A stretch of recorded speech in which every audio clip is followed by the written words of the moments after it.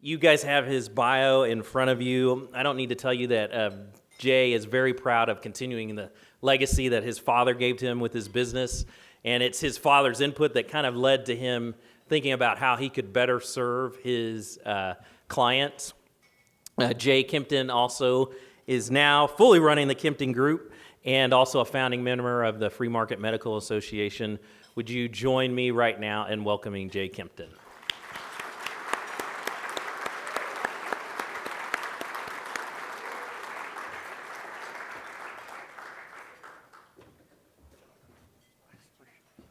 Well, good evening, everybody. What a great meal.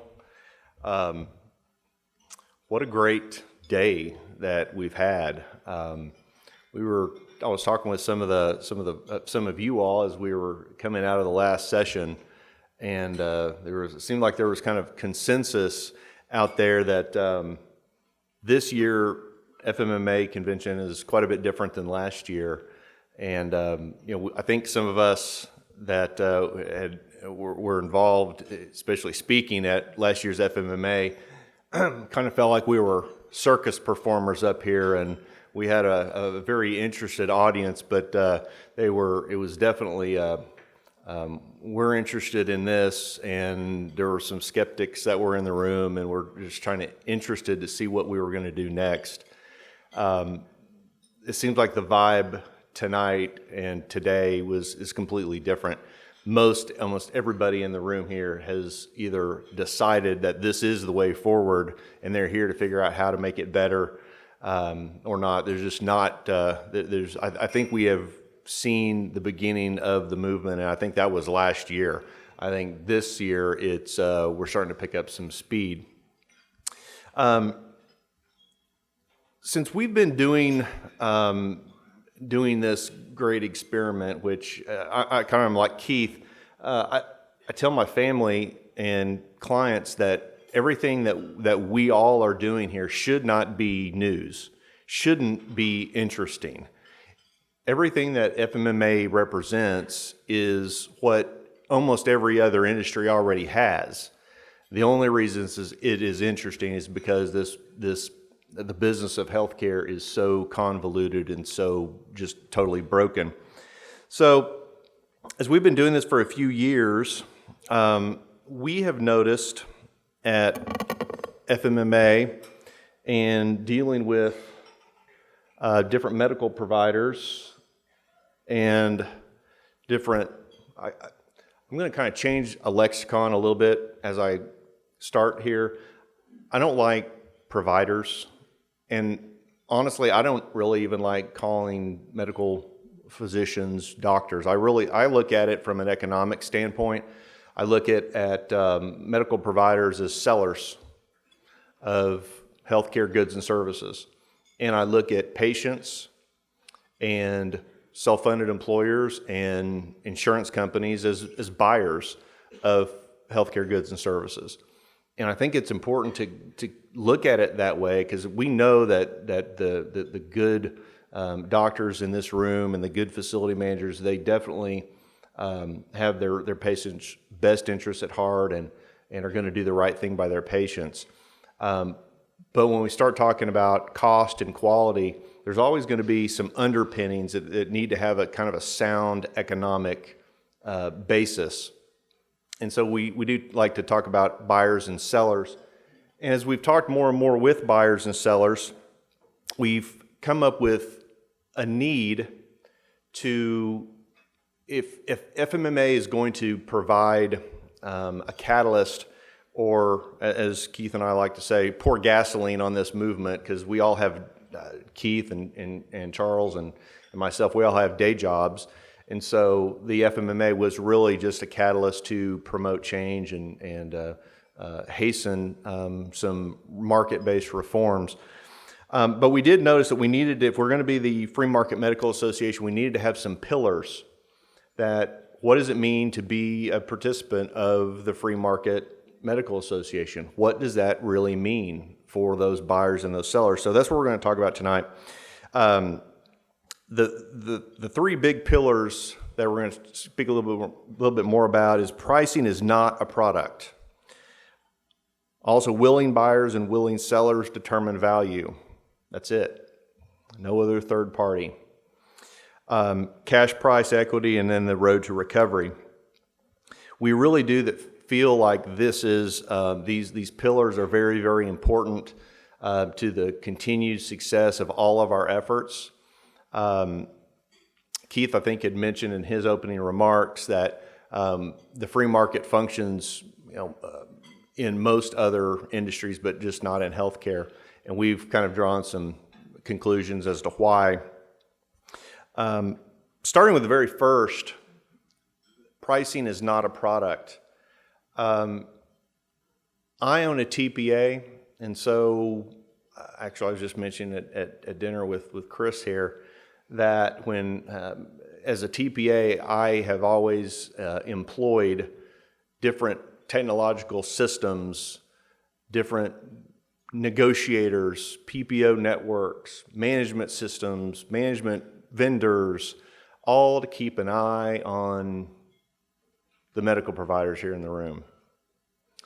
And most of those vendors that I did business with, or a lot of them, they would sell me and my clients pricing from the healthcare provider community.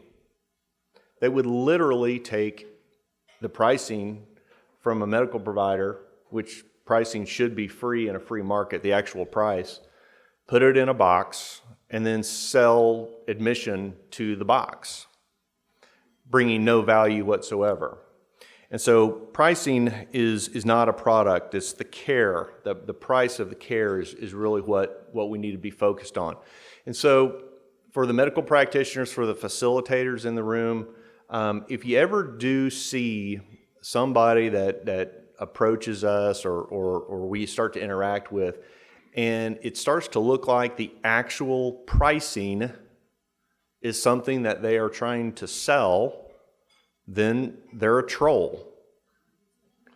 Now, I want you all to understand that we're not talking about other good and valuable services that say a facilitator would help between those two parties.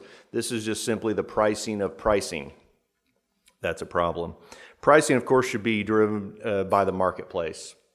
What a willing buyer and a willing seller are willing to exchange, again, in a free choice kind of way. Layers between the buyer and the seller add cost to the ultimate transaction. There's also a lot of vendors that operate in your space and my space that they sell a product that solves a problem that they create. Right? It's true. It is absolutely true. And self-funded employers have paid good money for those services that tend to perpetuate the problem. Again, out-of-network negotiators are kind of top on my list, and that would be for the medical physicians in here. That would be when somebody goes to instead of going to an in-network provider, which is good, and they go to an out-of-network provider, which is bad. The price out-of-network may be higher, may be lower, but you hire somebody else to come in there and negotiate you a discount off of that price. There's really no consideration taken into, is the price that was originally charged, was that a good price or a bad price? It's simply a matter of selling that discount. And that, again, if the free market works and we have bundled transparent pricing out there, you can start to see that there are a lot of third-party interventionists that simply don't have a place anymore. And so we need to be wary of that. Again, pricing is not a product. Moving on to the next pillar is connecting willing buyers and sellers. Free market works when there's freedom of choice. That's freedom to buy or to sell, or the freedom to not buy, or the freedom to not sell. And that should be a decision that's made by the buyer and the seller. Now you think about those concepts that are pretty elementary, and then think about your practice. think about your employer, and you can see that healthcare has really deteriorated to a point where basic economic concepts just don't even hardly have a place these days. On my slide here, you can see that the free market works when there's freedom of choice. And notice down there that fourth bullet that, again, we believe in buyers, sellers, and then facilitators. Look who's optional. That's me. That's my business. And my employees that are here in the room are going, Jay, don't be so loud about that. But it's true. I ran into a couple of ladies here. I don't know if you all are still in the room, but you know who you are. They work for an employer that is self-insured, and they actually self-administer. So in other words, they're the buyer, they're looking for sellers, and there is no Kempton Group. There is no third-party administrator. They do it themselves. And that's perfectly allowable. It's a heck of a job. And if you need any help with that, you can give me a call. But I think it's an important pillar out there for everybody to understand. Once you strip away the buying and selling down to, and again, it's this big, just Gordian knot right now. But if you strip it all down, this is just buying and selling. Excuse me for my selling and buying. I am an Okie after all. But the facilitators are optional. And so for the facilitators that are in the room, we got to really self-police, because we are the ones that are, if somebody's going to inject a layer or a cost and not bring any value, it's most likely going to be one of us. It's going to be a facilitator. It's going to be a TPA. It's going to be a broker. It's going to be, you name it. There's lots of, we believe in market creativity, obviously, and there's probably facilitators out there that haven't even come forth with their product or their service, but it's important that you actually bring value to that transaction. Facilitators should only be involved to the extent that they make the process between the buyer and seller more efficient. Period. There's too many layers between the buyers and sellers that just create havoc and market distortion. TPAs, shopping tools, brokers, and consultants, again, we are those facilitators. And I think, personally, that we have an opportunity to make the free market work better. In fact, I know that is our role, and we'll do a great job of that. But again, if you are a broker or a TPA or a consultant, look at how you get paid. And I know for some of us it is difficult to look at ourselves as far as how we get paid, because we've always lived in a world of bringing product to the marketplace. I think the new world, especially under the Free Market Medical Association and our pillars, it really, the role of the facilitator should be to make the transaction between the buyer and seller more efficient, pure and simple. If that's not the case, there's one organization that's going to try to out you and put you out of business, and that's going to be the Free Market Medical Association. Because I think that as more and more buyers and more sellers kind of understand what's really required and what's not required, they're going to start calling out the folks that don't bring the value.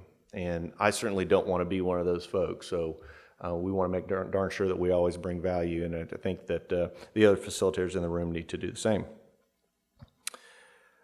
This is one that we had a little bit of, we had quite a bit of discussion among the three founders of the FMMA, and it has to do with cash pricing equality. And we kind of one way of talking about it is one cash price for all buyers. And it's important, and again, freedom, free markets should mean, well, the buyer, the seller can sell, choose a price any way they see fit. And that's true. I mean, that is truly a pillar of a normal functioning free market. In the sad shape that healthcare is today, again, we really do feel like this one cash price for all buyers is an important one. And the facilitators in the room know what I'm talking about. I don't know whether or not the medical providers necessarily know, but there's a whole concept within managed care and PPO networks of volume for discounts, right? We've talked about today that some of these discounts are very, very dubious. But if a provider is going to step across the line, the seller is going to step across that line into the free market, we do feel like if there is a buyer that comes to you and is willing to pay your cash price, you don't have to sell it to them. You can refuse service to anybody that you want. But all things being equal, if they've got the cash, there should be no reason why that price shouldn't be good for them. Whether that cash buyer is somebody walking down the sidewalk with exchange coverage, they have the money and they're going to write you a check, or if it's a self-funded employer through their TPA, or if it's heaven forbid, a fully insured insurance carrier. I mean, honestly, if they want to come to the table with no agenda, no shackles, no conditions, but flash some cash in your face that happens to meet the price that you have online, I'm not going to fault you. They swing a big stick. They bring a lot of volume. We like volume, don't we, as sellers? So, but one cash price for all, it does prevent a lot of the market manipulation and distortion, prevents it from occurring.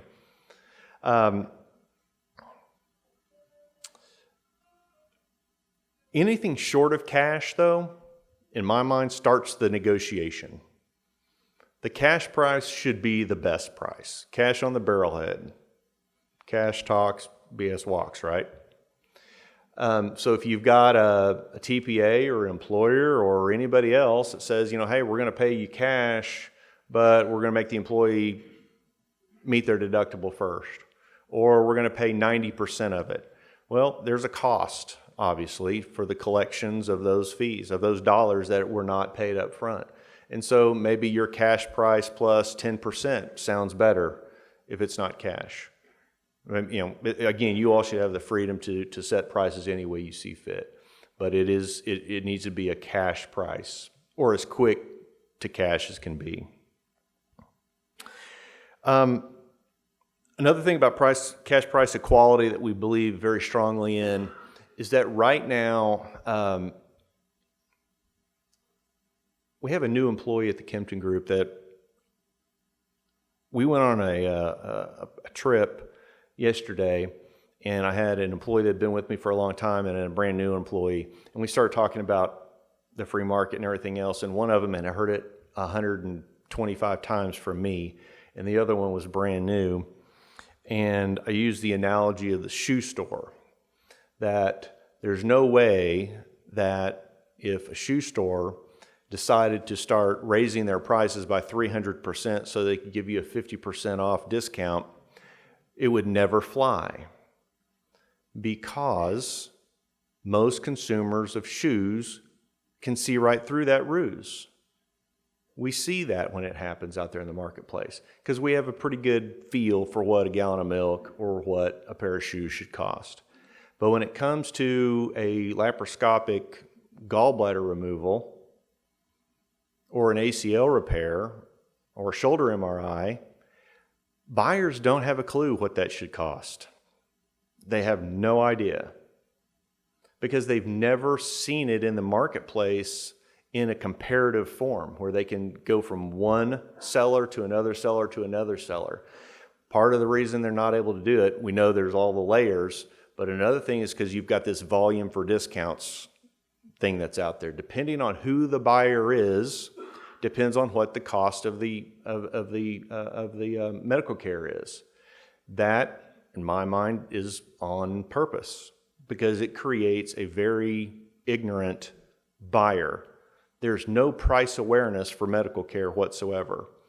But again, one cash price can serve as a pricing benchmark. that slowly but surely the American public and employers will start to become aware and start to be able to seek value. And so that's why we believe in cash price equality.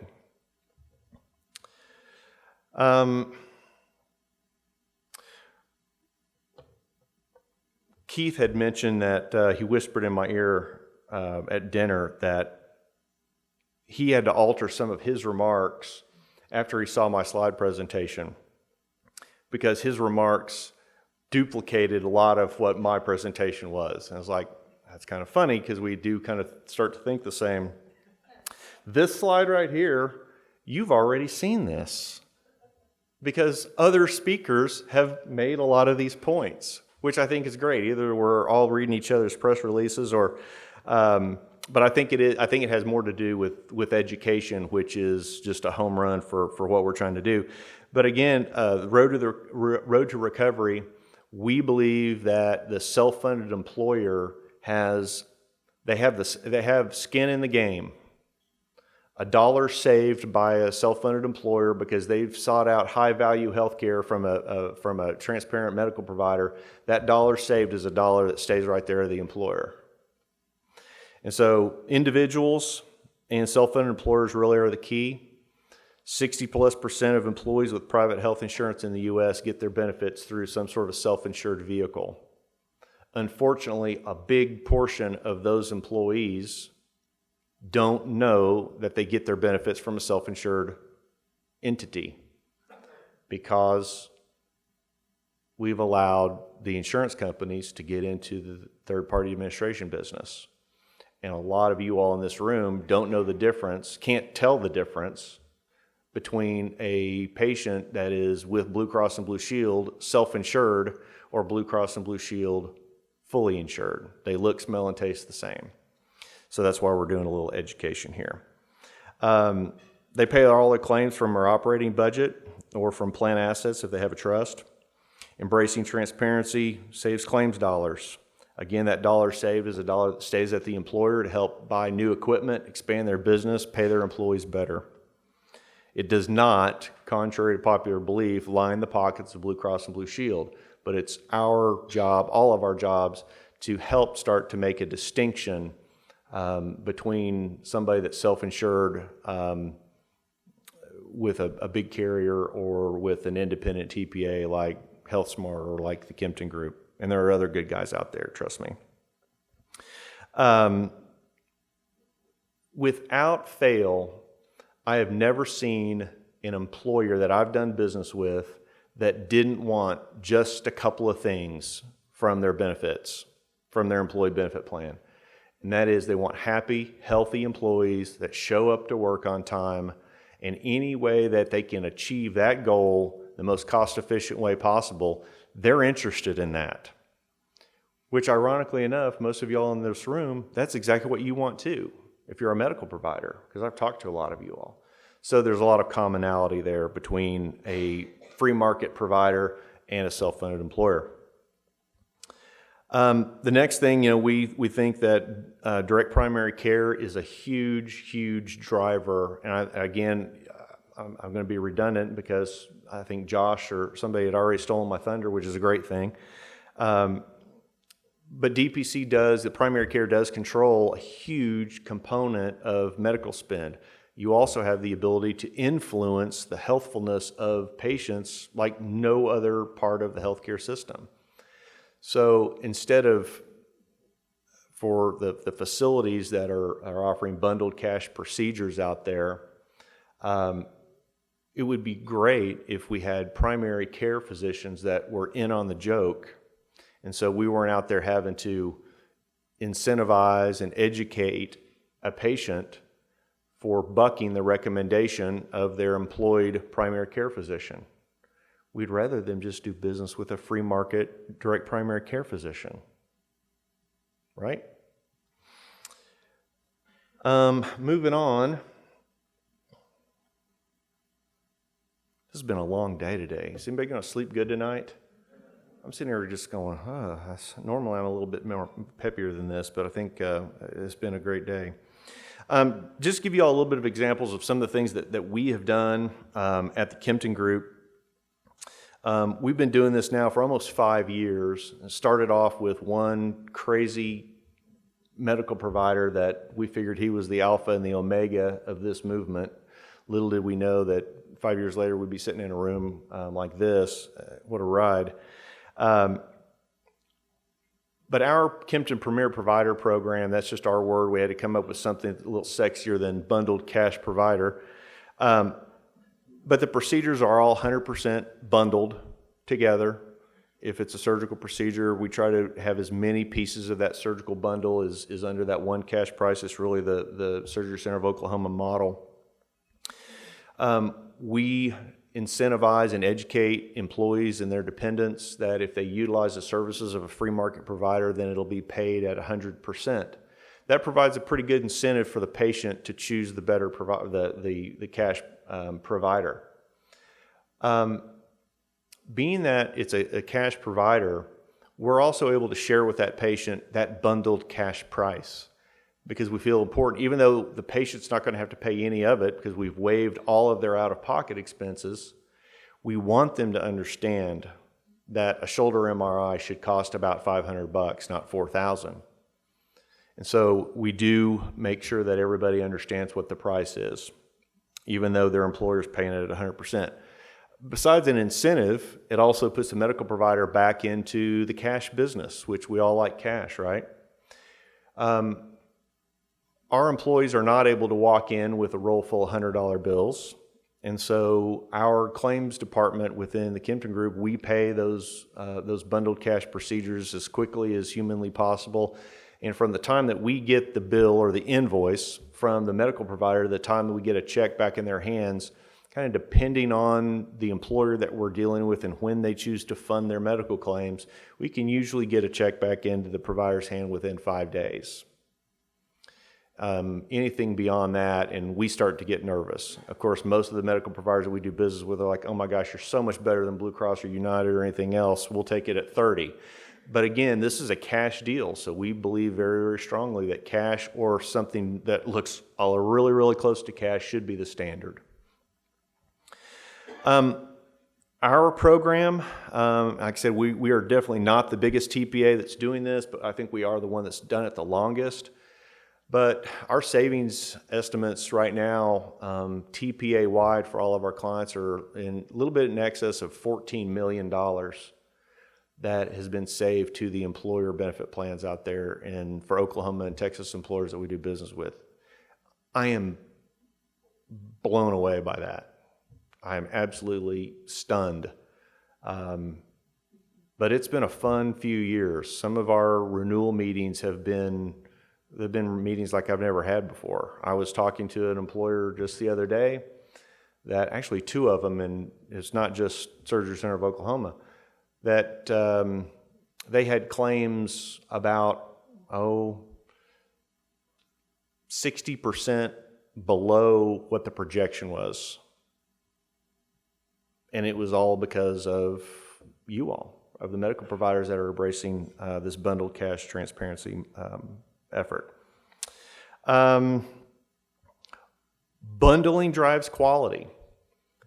This is something that I learned from Keith, and I think it's one of the coolest things of bundled cash pricing for a facility, that you all actually have a financial incentive to get that patient in, out, and healthy as quickly as possible. So the medical providers are incentivized because of the nature of the bundle to be efficient, to choose the right surgeon.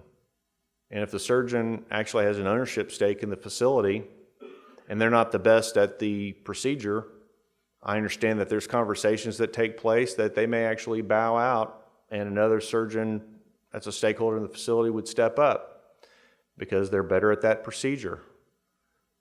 Chances of getting that person in and out of the OR and healthy without complications drives margin for that facility.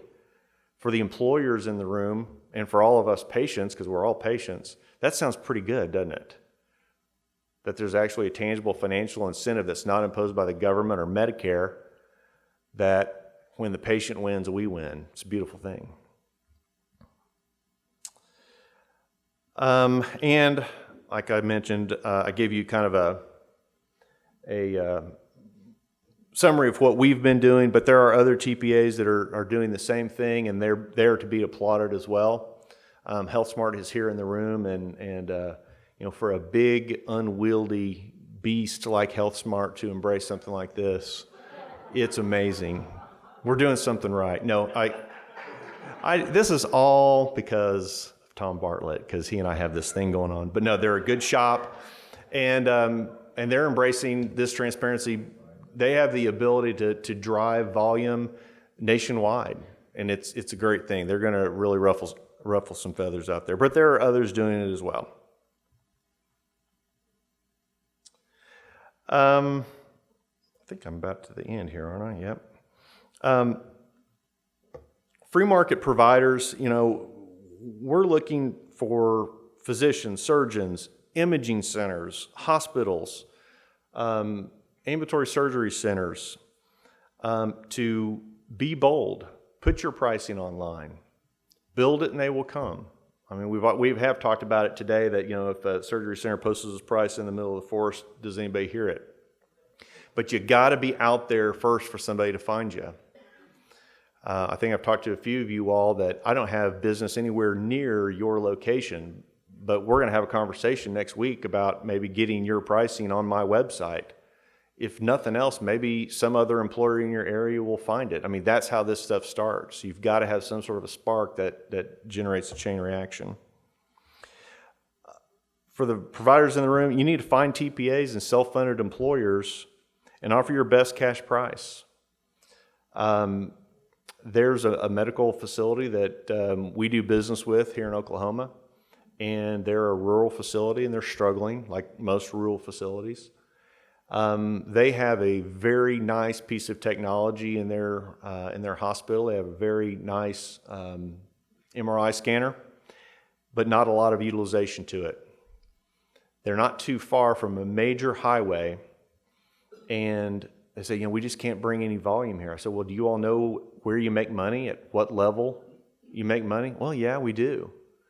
It's like, well, have you ever thought about maybe adding $200 or $300 to that and renting a billboard out on the highway, the major highway? They looked at me like I was crazy. Why not? Why not?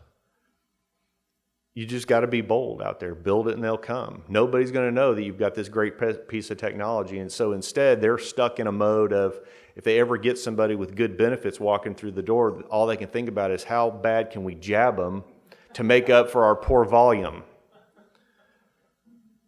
And speaking for a TPA and the other TPAs in the room, you're going to have us out there looking after our clients, making sure that you know that that's a pirate ship masquerading as a hospital and not to go there, and which is just going to make your problem worse. So anyway, post your prices online, advertise to get individual patients, bundle procedures to make buying easier. I gave an interview with the Shift Shapers guy, and he just loved this Ford truck analogy, but I think it's good. I'll go ahead and share it with you, and it has to do with bundling. Because we hear from larger facilities, especially hospitals, all the time that they can't bundle their prices. Can't bundle our prices. As we mentioned before, we see that as an opportunity, right? But they can't bundle their prices. Impossible. No way can we do it. Because we don't speak for the entire transaction. There's anesthesiology that we don't own those docs, which we, of course, they're trying to rectify that. But they don't own them. They don't speak for them. There's a surgical group. We don't speak for them. Well, let's look at that, and let's take that analogy and start talking about buying a Ford pickup truck. Ford does not make every single thing that goes onto that Ford pickup truck. I know for a fact that they buy their tires from Firestone or Goodyear or somebody else. They don't have control necessarily over that. But Ford Motor Company knows very well that they will be judged in the marketplace based on the entire cost of that Ford truck. If they sell a Ford truck at a price that's too high, they're not going to sell any trucks.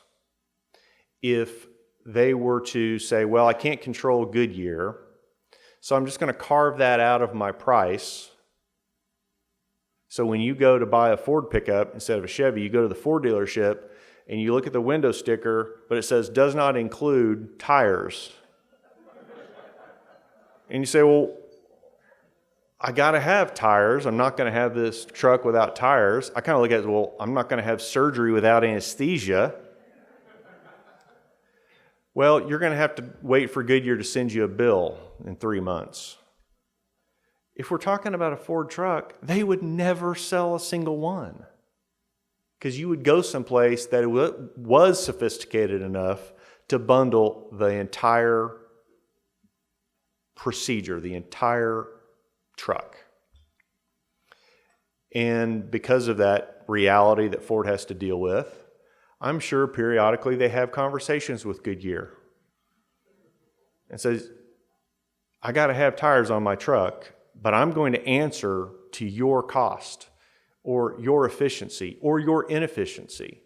So it tends to keep that tire manufacturer honest. If they want to play ball, they're going to have to play ball. It can work the same way in healthcare. And there's a lot of facility managers in this room that they see that very clearly, and they're doing that right now. So anyway, that's kind of a nice analogy if for the medical docs and folks in the room, if you can't get it through the thick heads of a CEO you play golf with, that they'll understand the Ford analogy.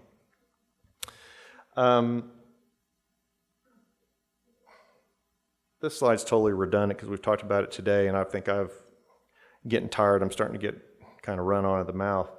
But really the last line there is what I really probably want to close on. For the sellers in the room, run your business like a business. Innovate. I'm still waiting for an orthopedic facility to start coming up with some kind of a bundle for physical therapy, post-operative. And I know it's difficult because each patient changes, is going to heal differently and everything else. But give me some kind of a indication, kind of like Dr. Smith said today, where maybe it's a toll road with a bunch of different exits. We would love to be able to bundle. And I see Tracy looking at me. She's probably thinking, yeah, that would be kind of nice to have a home where somebody could have it all done and one cash price. That would be a good thing. Bottom line is be innovative, be creative. Compete with your competitor. Novel concept, but I know it's kind of a foreign concept for the medical community. But that's really what we're talking about doing here. Free Market Medical Association's mission really is to try to, again, get those buyers and sellers together. For the medical providers in the room, we want you to be rich and famous. We want you to dominate your competition. We want you to be innovative, be high quality, be low cost. For the buyers in the room, we want to help you find those medical providers that are doing everything they can to provide a high quality product. And we're going to try to do as much as we can to support both those entities. So with that, thank you all so much for coming out and supporting this little project. It's kind of grown into something a lot more than a pet project, but we can't do it without your support. We had a little bit of seed money, but we would really like to get this thing to a point where it actually kind of self-perpetuates. And so go buy some t-shirts. Thank y'all.